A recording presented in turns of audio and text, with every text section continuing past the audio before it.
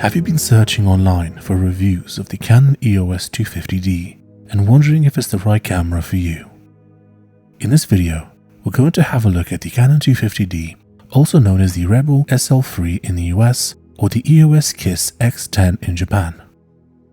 Not only am I going to go over what it can and can't do, but I'll also cover who should buy it. As a quick side note, all the B-roll that you will see in this video has been shot on the Canon R5 with the RF 15.35mm f2.8 LISUSM lens. Just letting you know in order to avoid any confusion. And with that in mind, let's begin. The Canon EOS 250D measures 122.4 by 92.6 by 69.8mm and weighs around 449 grams. Given that I'm used to holding my EOS R5, the 250D almost feels like a toy in my hands. It's one of the most compact DSLRs from Canon, and it shows. By the way, this isn't necessarily a bad thing. I like beefy cameras, but that's not the case for everyone, especially if you're looking for something to travel with. In fact, if you're specifically looking for a smaller travel camera, its size is actually an advantage. In terms of weight, it has a good balance between it being a heavy enough camera that it feels good in your hands, but light enough that it won't break your back. Another advantage of a smaller size camera is the fact that you'll draw less attention if you want to do street photography. Paired with a small lens, people are far less likely to question what you're doing. Released in 2019, the Canon 250D uses the Digic 8 processor, which by now is a couple of generations old. That doesn't mean it's not any good, it just means that it's not quite as good as the Digic 10. The camera comes with a 22.3 by 14.9mm CMOS sensor, and you get 24 megapixels. In terms of focus, you get dual pixel AF and live view, but you are otherwise limited to a 9-point autofocus system through the viewfinder. You can also use the touchscreen to select focus whilst in live mode. Before I show you some of the photos I took with the Canon 250D, I want to stress something first. What equipment you use doesn't make as much of a difference as you might think.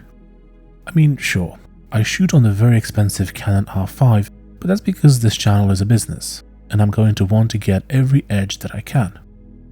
If my camera can shoot footage which is so perfect that I barely need to grade it, that saves me time.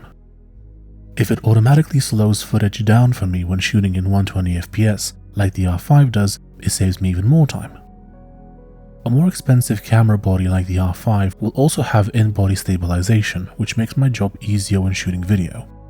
Once you pair it with RF glass, which has further stabilization, things only get smoother from there on. A couple of years back, I was shooting comparable footage on the Canon 77D in 1080p at 60 FPS, and that camera is significantly cheaper than the R5. In fact, as of writing this, the 77D is cheaper than the 250D, at least on eBay. At the end of the day, the most iconic photos ever taken were shot using equipment that was far more basic than the 250D. And with that in mind, here are some photos I took with this camera.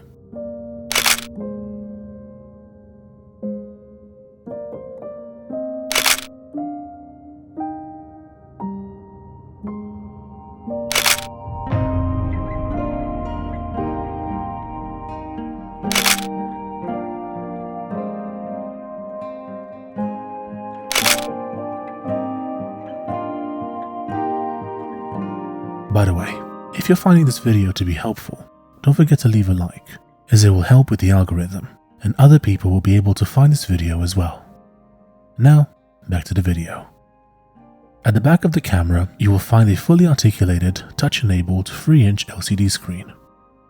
This will be particularly useful when shooting at awkward angles or vlogging.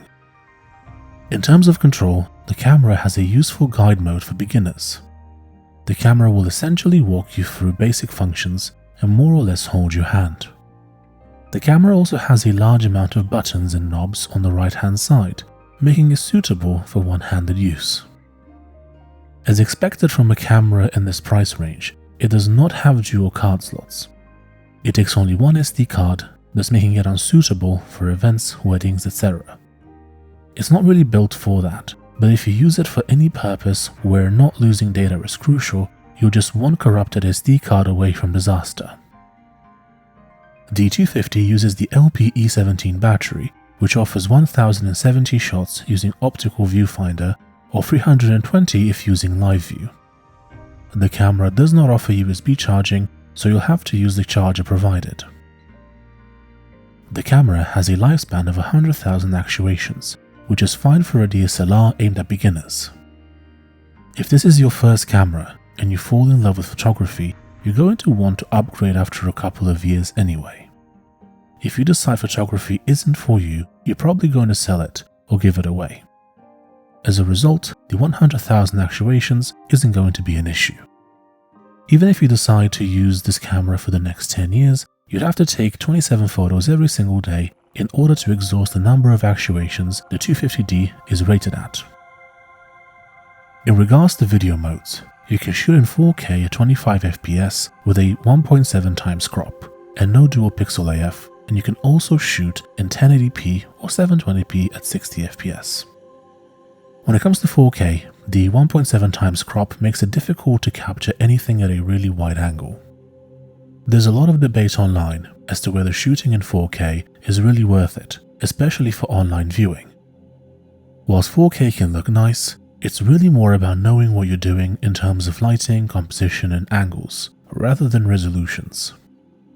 For example, this video was shot in 1080p on the Canon R5, and then the video was rendered in 4K.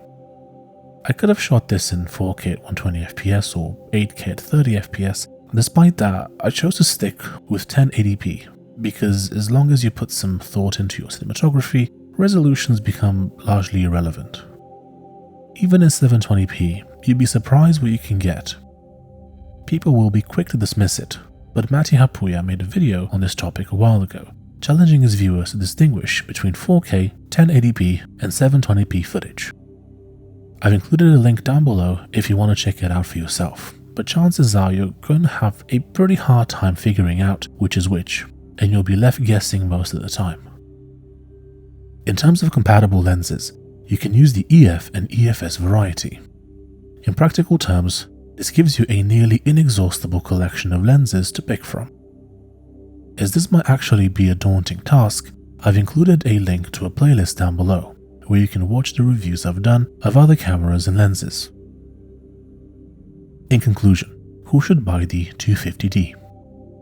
If you have an older camera and you're looking to upgrade to something more pro, I'd have a look at something like the Canon R, link down below for the review. If, on the other hand, you're looking for a smaller DSLR aimed at beginners which you can take with you traveling, this would be the perfect candidate. It's not too big, whilst giving you the option to use different lenses, and thus get better results than just using a smartphone. If you are, however, considering just bringing your phone with you on holiday, I also have reviews of the iPhone 12 Pro Max and 13 Pro Max on my channel if you want to check that out. Links down below. Do you have any questions? Don't forget to leave them down below, and I'll do my best to get back to you.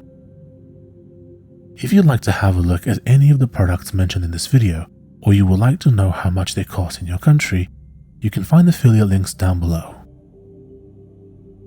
Thank you for listening. Don't forget to leave a like, subscribe, and hit that bell, and I'll see you in the next one. Bye bye.